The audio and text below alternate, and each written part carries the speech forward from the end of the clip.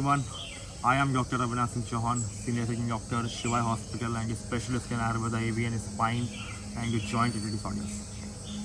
Friends, today is a very important day to all of us because आज हम लोग 7th international Yoga day मना रहे हैं 21 जून. सो फर्स्ट ऑफ ऑल आप सभी लोगों को कंग्रेचुलेशन बिकॉज आज इंटरनेशनल योगा डे है जिसको आज पूरे वर्ल्ड में हम लोग मनाते हैं. और ये मैं आप सभी को बता दूं कि ये इंटरनेशनल योगा डे हमारी इंडिया की देन है और इंडिया से ये ऑल ओवर वर्ल्ड में आज सभी कंट्रीज़ के मैक्सिमम 173 कंट्रीज़ के पे लोग इसको मना रहे हैं आज. तो जिसका इम्पोर्टेंस आपको पता होगा और बहुत सारे अभी लास्ट 2 इयर्स में बहुत सारी कंडीशंस में योगा के इम्पोर्टेंस को बताया गया. आज मैं आपको बता दूं कि अगर आज हम बात करें उन पेशेंट्स की जो अगर हम इंडिया की बात करें तो इंडिया में 5 में से 1 पेशेंट आज सफ़र कर रहे हैं क्रॉनिक डिजीज़ से. अगर हम बात करें कि ऐसे डिजीज़ जिसके लिए वो पेशेंट्स रेगुलर मेडिसिन में हैं या वो पेशेंट पेन किलर्स में अपनी लाइफ सर्वाइव कर रहे हैं, जस्ट पेन किलर लेने के बाद में पेशेंट को कंटिन्यूस कोई रिलीफ नहीं है, देन कोई योगा फॉलो नहीं कर पा रहे हैं just because of pain killers and बहुत सारी कंडीशंस में उनकी किडनी और बाकी चीज़ों में प्रॉब्लम्स आ जाती हैं.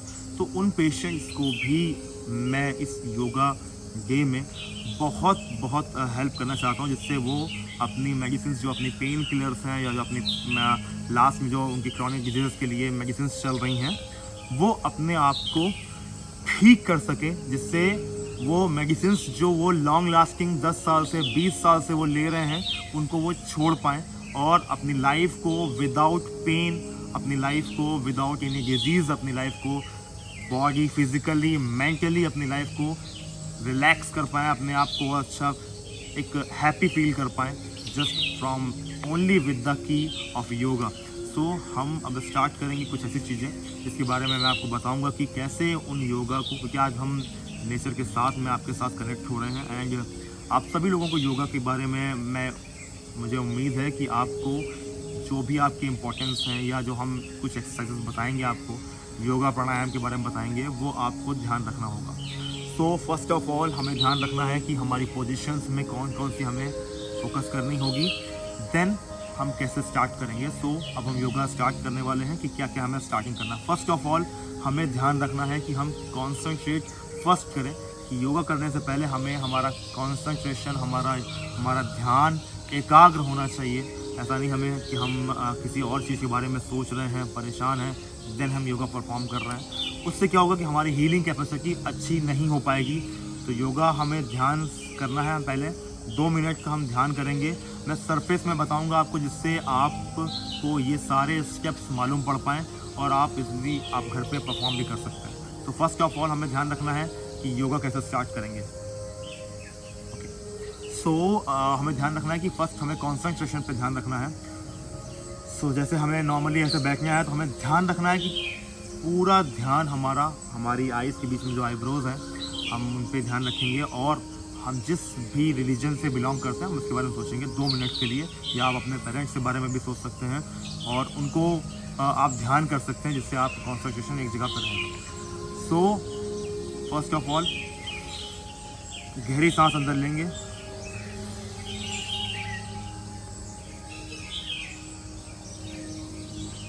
पूरा ध्यान आप एकाग्र करके रखेंगे. यहाँ पर स्पाइन पूरी सीधी रहेगी, स्ट्रेट रहेगी, हाथ पे ऐसे मूव करके.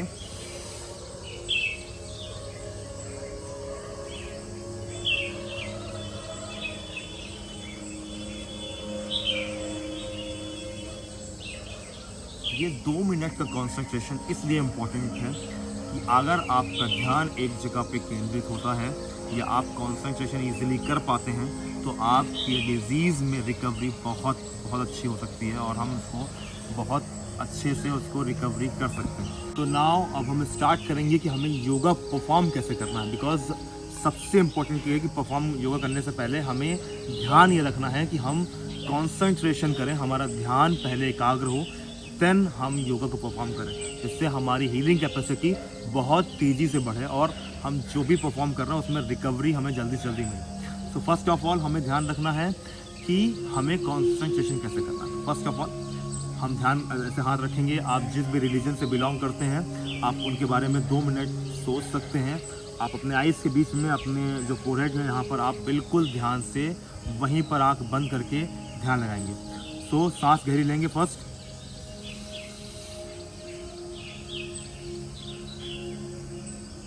सांस रोकते हुए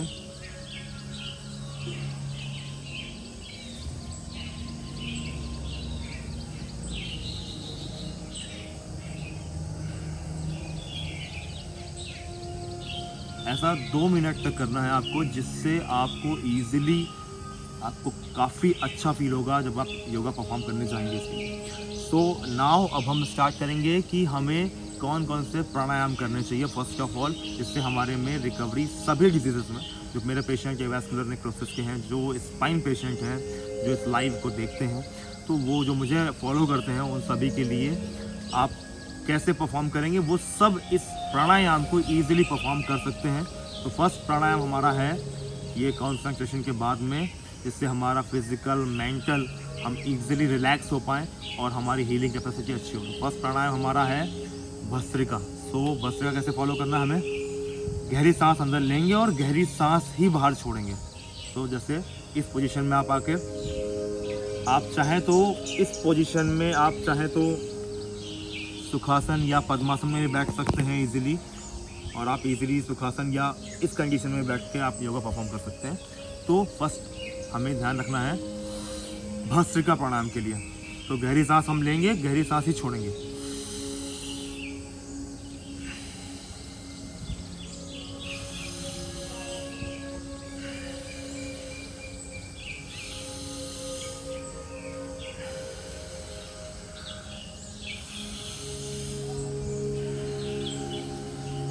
इसका टाइम 2 से 3 मिनट रहेगा, जिससे हम लोग इजीली आपकी कैपेसिटी के अकॉर्डिंग आप इसको फॉलो कर सकते हैं। 2 से 3 मिनट तक ये प्राणायाम भस्त्रिका फॉलो करेंगे। इसका रिजल्ट हमारी लंग्स कैपेसिटी, हमारी ऑक्सीजनेशन, हमारे जो ब्लड में ऑक्सीजन है उसकी कैपेसिटी को बढ़ाएगा और हीलिंग कैपेसिटी को भी इम्प्रूव करेगा। सेकेंड प्राणायाम जो है वो है कपालभाति। कपालभाति के लिए हमें ध्यान ये रखना है कि हमारे पेट को आप सांस को अंदर लेंगे और नाक से, नोज से, नॉस्ट्रिल से आपको सांस बाहर निकालनी है, मुंह आपका बंद रहेगा। सो पोजीशन यही सेम रहेगी, आपको फॉलो ऐसे करना है। गहरी सांस लिया, छोड़ दिया। नाउ अब हम कपालभाति परफॉर्म करने जा रहे हैं। सांस गहरी लेकर छोड़ के नाउ मुंह बंद करेंगे। अब जैसे हम लोग छींकते हैं वैसे परफॉर्म करेंगे।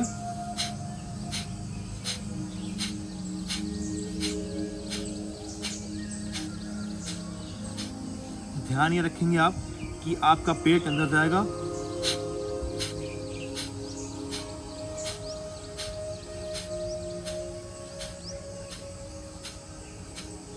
इसका इम्पोर्टेंस ये है कि अगर आप सही से इसको परफॉर्म कर रहे हैं, अच्छे से परफॉर्म कर रहे हैं, तो आपको बहुत बहुत अच्छे रिजल्ट्स मिलेंगे। अगर आपके हम माथे पे पसीना आने लगता है ये करते करते आप 2 मिनट 3 मिनट तक, तब आप इसको बंद कर सकते हैं इजीली।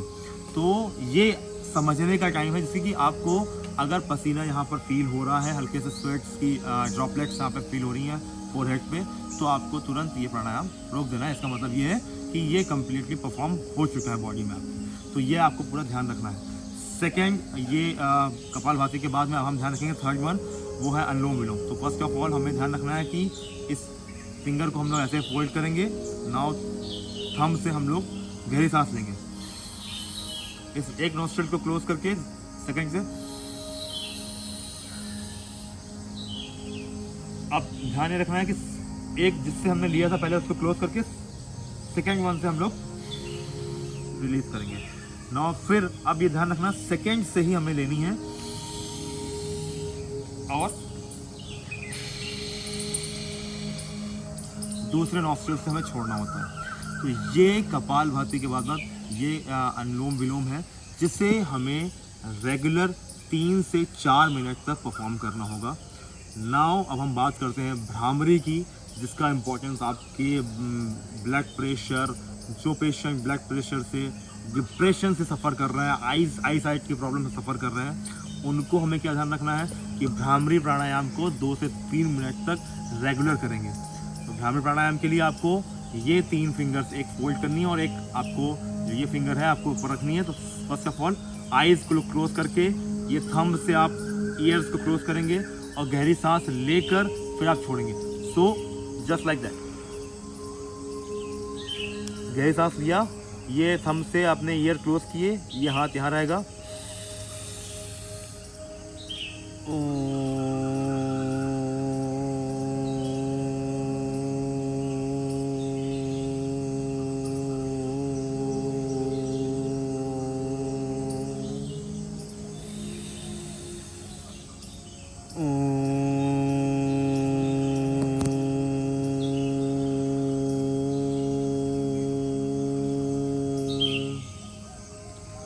इससे अगर आप 2 से 3 मिनट परफॉर्म करते हैं तो आपकी आई साइट, आपका जो आप पेशेंट न्यूरोलॉजिकल डिसऑर्डर सफ़र कर रहे हैं, जिनको ब्रेन की स्ट्रोक है या इनको पैरालाइज है, उनमें बहुत अच्छा रिलीफ मिलता है। और आप ये फील करेंगे कि उनकी रिकवरी पीरियड, जितना टाइम वो डॉक्टर उनको बताते हैं कि आप 6 मंथ 1 ईयर में से होंगे, जस्ट आप अगर ध्यान रखेंगे तो आप अगर इसको परफॉर्म कर रहे हैं तो आप विद इन 2 और 3 मंथ आपकी रिकवरी बहुत फास्ट होगी। तो ये आपको फोकस के साथ ध्यान रखना है। सो ये प्राणायाम थे कुछ जिसको आपको परफॉर्म करना होता है। इसके लिए हमें ये भी ध्यान रखना है कि हमें टाइमिंग्स का ध्यान रखना है। धीरे धीरे आप अपने टाइमिंग्स को बढ़ा सकते हैं, इससे आपको रिकवरी, आपको रिजल्ट्स बहुत अच्छे देखने को मिलेंगे। तो अब आपको ध्यान ये रखना है कि जो हमने प्राणायाम बताया पहले आपको, उस प्राणायाम के साथ साथ अब हम योगा अभ्यास कैसे करें। तो योग और प्राणायाम दोनों में डिफरेंस है। अब योग में हमें कुछ सूक्ष्म योगा अभ्यास होते हैं जो आपको पहले स्टार्ट करने होंगे। तो अगर आप इस पोजीशन में बैठे हैं तो इस पोजीशन में भी आप कर सकते हैं। अगर आपकी कंडीशन उस तरीके से नहीं है तो आप कुर्सी पे बैठ कर, बिकॉज मेरे बहुत सारे पेशेंट वैस्कुलर नेक्रोसिस के, स्पाइन के, वो भी ऐसे बैठकर कुर्सी में बैठकर ईजिली परफॉर्म कर सकते हैं। ज़रूरी नहीं है कि आप क्रॉस लेग बैठें, बिकॉज क्रॉस लेग कंडीशन बहुत सारे पेशेंट फॉलो नहीं कर सकते। तो हमें यही ध्यान रखना है कि क्रॉस लेग अगर आप नहीं कर पा रहे हैं तो आपको बिल्कुल अवॉइड करना है उस चीज़ को। सो अगर आप इस कंडीशन में बैठे हुए हैं या आप कुर्सी पे ऐसे बैठे हुए हैं तब भी आप परफॉर्म कर सकते हैं। तो सूक्ष्म व्यायाम में क्या है, जैसे आप इस हाथ को ऐसे रखेंगे सीधे, देन ये योगाभ्यास है, कुछ सूक्ष्म योगाभ्यास है। कुछ गर्दन के लिए, सर्वाइकल स्पॉन्डिलाइटिस के लिए आपको गर्दन को ऐसे मूव करना है लेफ्ट साइड में। ये पोजीशन आपकी स्ट्रेट रहेगी। राइट साइड में ऊपर,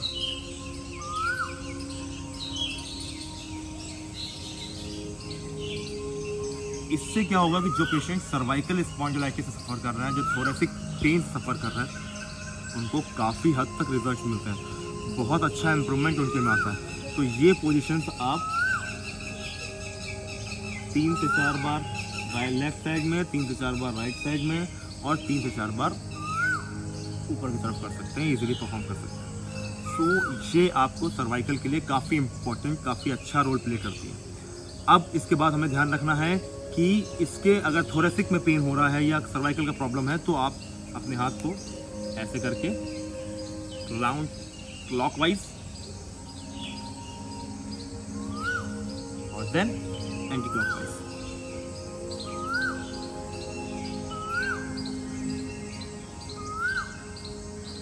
इससे क्या होगा कि काफ़ी हद तक आपको रिजल्ट्स देखने को मिलेंगे कि आपको सर्वाइकल या आपको फ्रोजन शोल्डर है। फ्रोजन शोल्डर वाले पेशेंट को ध्यान रखना है कि अगर उनका हाथ नहीं उठता है तो धीरे धीरे इन चीज़ को परफॉर्म करेंगे और काफ़ी हद तक इम्प्रूवमेंट फील करेंगे अपने आप में। सो अब हमें ध्यान रखना है कि कुछ प्राणायाम हम ऐसे भी कर सकते हैं, इसमें आप पोजीशन में ऐसे रखेंगे और इजीली नॉर्मली आप पैर को ऐसे मूव करेंगे। हिप के लिए, नीज के लिए बहुत अच्छा ये सूक्ष्म व्यायाम है। आप ऐसे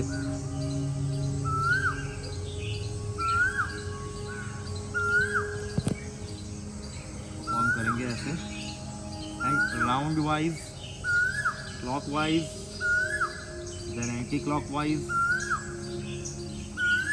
पूरा पैर आगे, पंजे आगे ले जाएंगे, पीछे ले जाएंगे, आगे ले जाएंगे, पीछे ले जाएंगे। ये कुछ प्राणायाम थे जो योगासन थे जिसको आपको ध्यान रखना है। अब पैर को, अगर कोई पेशेंट यहाँ तक पैर नहीं ला पा रहे हैं तो ईजिली यहाँ पे रख के या यहाँ पे भी आप रख सकते हैं और इसको ऐसे नीचे ले जाएंगे और ऊपर ले जाएंगे। तो यहाँ पे रख के ईजिली आप ये ऊपर लिया, सांस लेते हुए, सांस छोड़ते हुए नीचे, सांस लेते हुए ऊपर, सांस छोड़ते हुए नीचे, सांस लेते हुए ऊपर, सांस छोड़ते हुए। तो दोनों लेग से ऐसे परफॉर्म करेंगे इजीली। सांस लेते हुए, सांस छोड़ते हुए नीचे, सांस लेते हुए। जी 4 से 5 स्टेप्स आप फॉलो करेंगे रेगुलरली। तो ये कुछ प्राणायाम थे, आपको ध्यान रखने हैं इसके बारे में। पेशेंट एवास्कुलर नेक्रोसिस से और स्पाइन प्रॉब्लम से, कमर के दर्द से परेशान है, जैसे मैंने सर्वाइकल के बारे में बताया आपको। अब आपको जो पेशेंट लंबर, कमर के दर्द और एवास्कुलर नेक्रोसिस से सफ़र कर रहे हैं, उनको क्या ध्यान रखना है, उनको कौन सी एक्सरसाइज फॉलो करनी है। जैसे मैंने पहले प्राणायाम बताया वो आपको फॉलो ही करने हैं एग्जैक्टली। गर्दन वाली आप चाहें तो नहीं भी कर सकते हैं अगर आपको सर्वाइकल का प्रॉब्लम नहीं है तो। अब आपको ध्यान रखना है एवियन पेशेंट्स को। तो आप फर्स्ट ऑफ ऑल, आप जो पेशेंट हैं एवास्कुलर नेक्रोसिस के या स्पाइन के, तो अब आप एग्जैक्टली नीचे ऐसे लेटेंगे हम लोग। एक पिलो का यूज़ करेंगे बिकॉज पिलो यहाँ रख के जो पेशेंट सफ़र कर रहे हैं, जो डिजीज से सफ़र कर रहे हैं, उनको यहाँ के पेट के नीचे बिलो द स्टमक आपको एक पिलो यूज़ करनी है।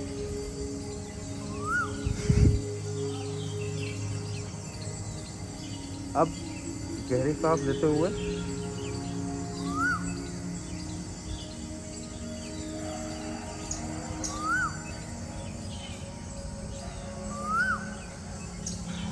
रखना है हमें कि आप पेट के नीचे एक पिलो रखेंगे और गहरी सांस हम लेना है हमें और छोड़ना है।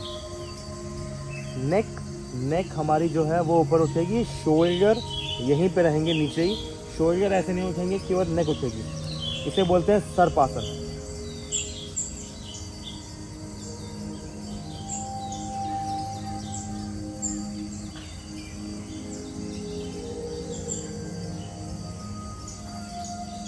अब सर्पासन के बाद में हमें ध्यान रखना है कि एक पिलो जो नीचे लगी हुई है उसमें भुजंग आसन कैसे करना है हमें। तो फर्स्ट ऑफ ऑल ये हाथ को शोल्डर के सामने रखना है एंड धीरे धीरे सांस लेते हुए आपको उठना ऊपर।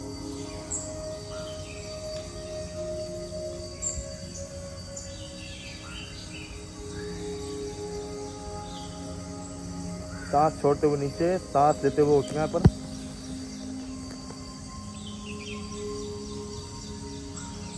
सांस छोड़ते हुए नीचे। ऐसा 5 से 10 स्टेप ऐसे करने हैं और सर्पासन के 5 से 10 स्टेप तक। तो अब दूसरी बात, जो पेशेंट एवियन के हैं वो भी परफॉर्म कर सकते हैं, जो मैंने बताया स्पाइन वाली, और जो लंबर है सफ़र कर रहे हैं वो भी परफॉर्म कर सकते हैं। कुछ कंडीशंस में ये परफॉर्म नहीं करना होता है। अब एवियन पेशेंट्स जो सफ़र कर रहे हैं उनके लिए फर्स्ट ऑफ ऑल हमें ये पैर को, लेग को सांस लेते हुए, सांस छोड़ते हुए नीचे। सेम ऐसे ही परफॉर्म इससे भी करेंगे। तो फर्स्ट सेकंड स्टेप, ये सांस लेते हुए और सांस छोड़ते हुए बाहर। ये आपको 5 से 10 स्टेप इससे, 5 से 10 स्टेप इससे, धीरे धीरे आप इसको बढ़ाएंगे। दूसरी चीज़, आप पैर को, लेग को ऐसे उठा सकते हैं एक बार ऐसे, सांस लेते हुए उठाएंगे, सांस छोड़ते हुए नीचे करेंगे, सांस लेते हुए उठाएंगे, सांस छोड़ते हुए नीचे। सेम स्टेप इसमें रिपीट करने होते हैं। कुछ स्टेप ऐसे भी होते हैं जैसा कि अगर आप चाहें तो हलासन जिसे बोलते हैं हम लोग, वही परफॉर्म कर सकते हैं। जैसे कि आप एग्जैक्टली ऐसे सांस लेते हुए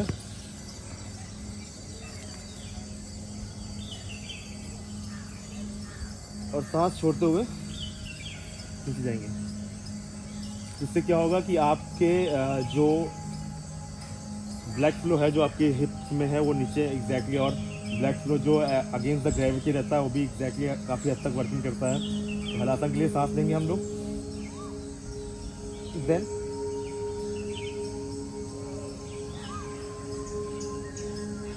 सांस छोड़ते हुए हमें नीचे आना है। इसको आप लोग 3 से 4 बार अपनी कंडीशंस के अकॉर्डिंग ईजिली फॉलो कर सकते हैं। अब हमें ध्यान रखना है कि इसके बाद कौन से आसन करने हैं। तो ये फर्स्ट सेकंड ये सूक्ष्म व्यायाम में कुछ आते हैं एग्जैक्टली, जिससे आपके हिप के लिए काफ़ी मोबिलिटी प्रोवाइड करते हैं। ये हिप के लिए काफ़ी अच्छा है।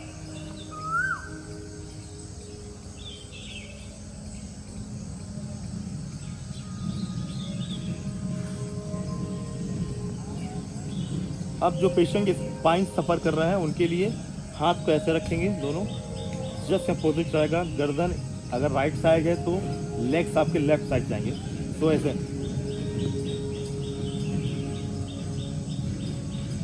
सांस छोड़ते हुए पोजीशन, सांस लेते हुए,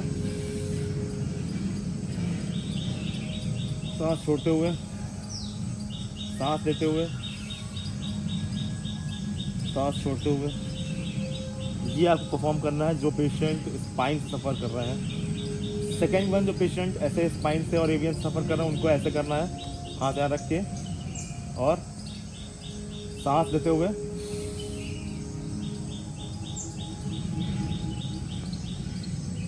और सांस छोड़ते हुए धीरे धीरे धीरे धीरे नीचे आना है, जिससे आपका स्पाइन काफ़ी हद तक बेटर होगा। इसमें स्ट्रेंथ मिलेगी, मसल्स वहाँ की स्ट्रांग होगी। तो जस्ट आपको सांस लेना है और सांस छोड़ते हुए नीचे आएंगे। तो ये परफॉर्म इसलिए करना है जिससे आपका स्ट्रेंथ मसल स्ट्रांग हो आकी, और स्पाइन में जो छोटे मोटे डिस्क बल्ज होते हैं वो काफ़ी हद तक अपनी जगह पे शिफ्ट हो जाए। ध्यान ये रखना है कि इसमें अब आगे कैसे स्टेप्स बढ़ें। तो आप दूसरा स्टेप ये कर सकते हैं कि आप चेस्ट को उठा के ऐसे आप एग्जैक्टली बैठ सकते हैं। बैठने के बाद में पैर आप ऐसे रखेंगे। कुछ सूक्ष्म व्यायाम और भी जिससे आपको छूने का प्रयास करना है ऐसे,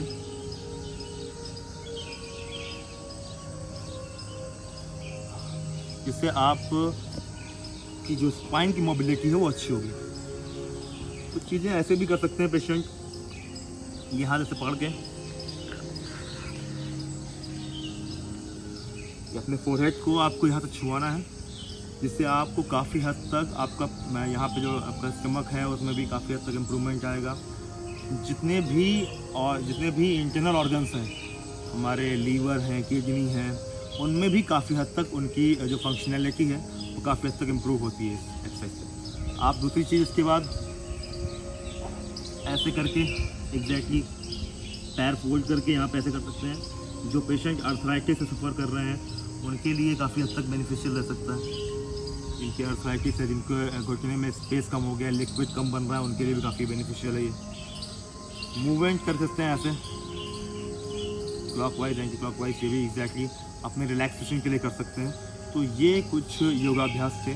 अब हम कुछ खड़े होकर योगाभ्यास करेंगे, इसके बारे में आपको समझना होगा और वो भी आप परफॉर्म कर सकते हैं इसलिए। तो हम लोग बताएंगे कि आपको कैसे खड़े होकर कैसे जो पेशेंट, मैंने देखा है कि बहुत सारे लोग जिम ज्वाइन करते हैं कि अपने बॉडी को फिट रखने के लिए, या ट्रेडमिल पे वो रनिंग करते हैं तो उनका फैट बर्न आउट करने के लिए। अब हमें ध्यान रखना है कि जो मैंने बहुत सारे लोगों को देखा है जो आज यंग एडल्ट्स हैं वो जिम की तरफ काफ़ी मूव कर रहे हैं। तो जिम ज़रूरी नहीं कि आप जिम में ट्रेडमिल में दौड़कर 5 किलोमीटर या 6 किलोमीटर दौड़कर आप अपने आप को फिट रखें, बिकॉज एंशिएंट में भी ये जिम अवेलेबल नहीं थी, बट तब भी आज से ज़्यादा फिट लोग पहले थे।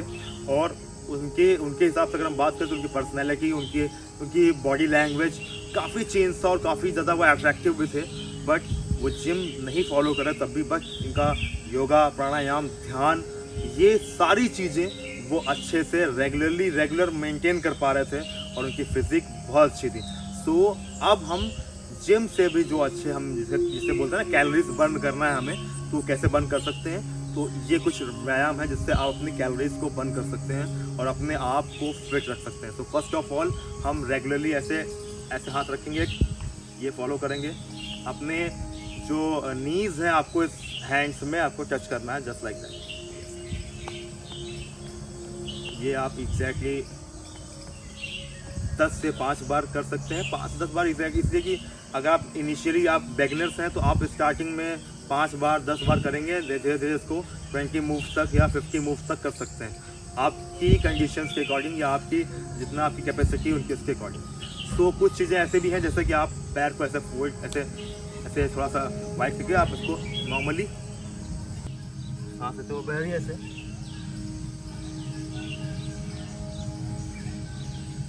ये भी कर सकते हैं आप। कुछ पेशेंट जिनका फैट ज़्यादा होता है वो ऐसे ऐसे कर सकते हैं।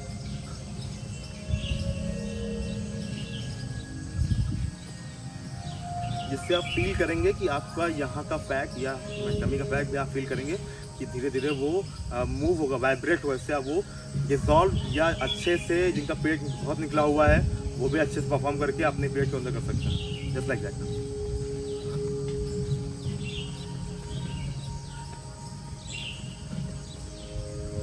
इससे काफ़ी हद तक इम्प्रूवमेंट मिलता है जो पेशेंट ओबेस है उनके लिए। एंड सेकेंड वन, जो पेशेंट बहुत टाइम से अपनी डिजीज से सफ़र कर रहे हैं, जैसे कि ओबेसिटी से, उनका थाइज में फैट ज़्यादा है, उनके लिए आप एग्जैक्टली ऐसे करके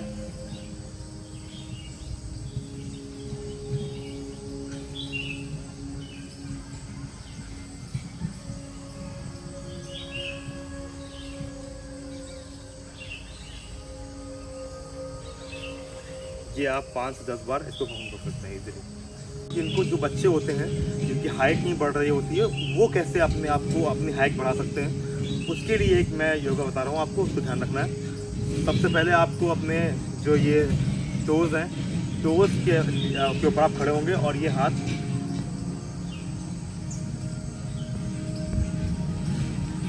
सांस छोड़ते हुए नीचे। अब फिर से ऐसे ही परफॉर्म करना है, सांस लेते हुए ऊपर और टोज़ पे खड़े होंगे।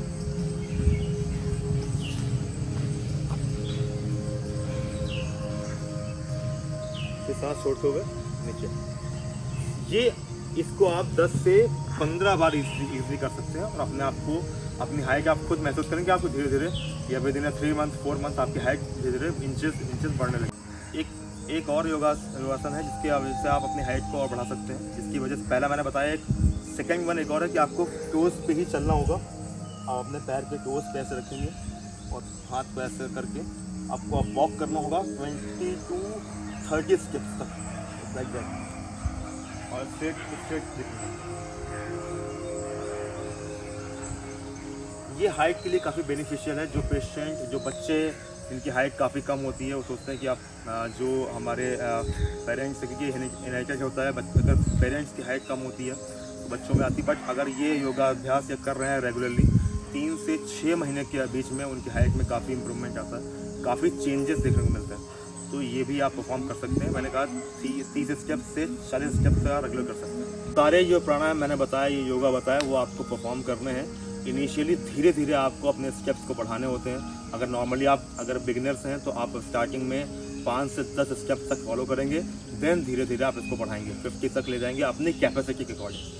तो मुझे उम्मीद है कि आपको ये सारे प्राणायाम समझ में आए होंगे और ये प्राणायाम फॉलो करने से क्या रिजल्ट्स, क्या बेनिफिट मिल सकते हैं। जो पेशेंट मेरे स्पाइन के हैं, एवियन के हैं, वो अपनी रिपोर्ट्स मुझे शेयर करेंगे, उसके बाद ही इसको फॉलो करें। बिकॉज सब कंडीशंस के लिए मैंने बता रखा है कि अगर second stage, third stage, fourth stage patient हैं तो उनमें क्या ये एक्सरसाइजेस उनमें इम्प्रूवमेंट आ सकता है इससे कि नहीं आ सकता, या उनके में कंडीशंस ख़राब हो सकती हैं। तो ये सब आपको ध्यान रखना होगा और उसी के अकॉर्डिंग हम आगे बढ़ेंगे। अगर आप अपनी रिपोर्ट्स मुझे शेयर करेंगे उसके अकॉर्डिंग मैं आपको बता पाऊँगा कि आपके लिए ये एक्सरसाइज बेनिफिशियल है कि नहीं है। सो इस इंटरनेशनल योगा डे के लिए आप सभी को बहुत बहुत बधाइयाँ और आप सब लोग अच्छे से इसका इम्पोर्टेंस यही है कि अगर योगा डे एक दिन का नहीं है कि अगर हमने आज सेलिब्रेट किया और हम सोचें कि हम आज हर ईयर एक दिन सेलिब्रेट करेंगे, ऐसा नहीं है। हर डे हमें योगा डे सेलिब्रेट करना होगा। हम घर पे भी इसको फॉलो करके अपने आप को फिट रख सकते हैं, अपने आप को अपने डिजीज़ से हम लोग मुक्त हो सकते हैं। मेडिसिन्स जो हम रेगुलर 10 साल से 20 साल से कंज्यूम कर रहे होते हैं उसको हम लोग छोड़ सकते हैं ओनली और ओनली केवल योगा की वजह से।